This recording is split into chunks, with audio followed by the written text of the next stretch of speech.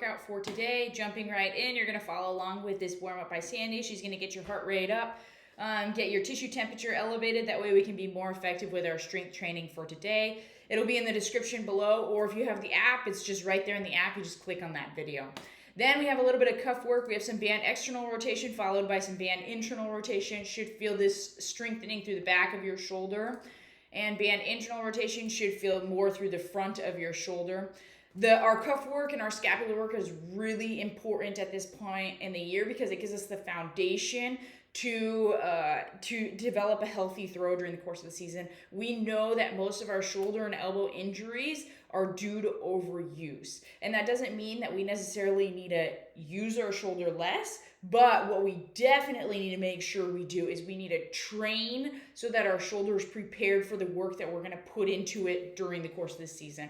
And that starts with our cuff and scapular strengthening, which is so important at this point in the season because probably a lot of you guys are throwing less, so we can make more effective strengthening gains right now. The next exercise that you're going to do is a clam exercise. It's just working a little bit of glutes. Move that top knee in front of that bottom knee as you do this exercise. You should get a good burn right through that glute muscle. The bulk of the workout for today is a strength circuit training workout.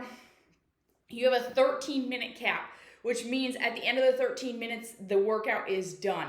Go into the Train Heroic app, hit that timer, give yourself a 13-minute countdown because then they will cue you as to where you are in the circuit, okay?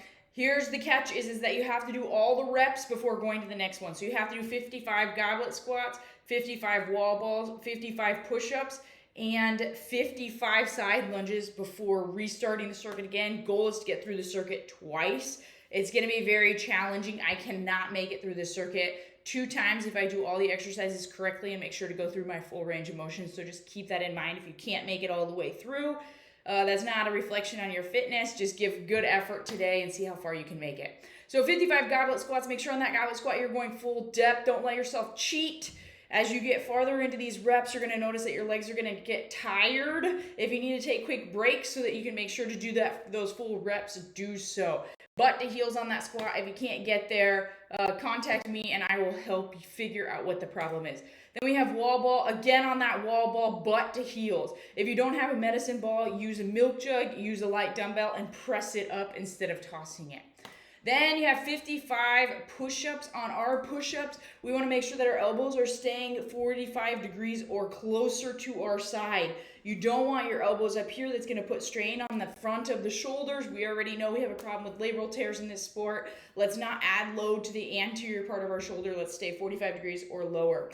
If you can't do 55 full push-ups, do them on a wall, do them on a box, do a modified version, do them on your knees.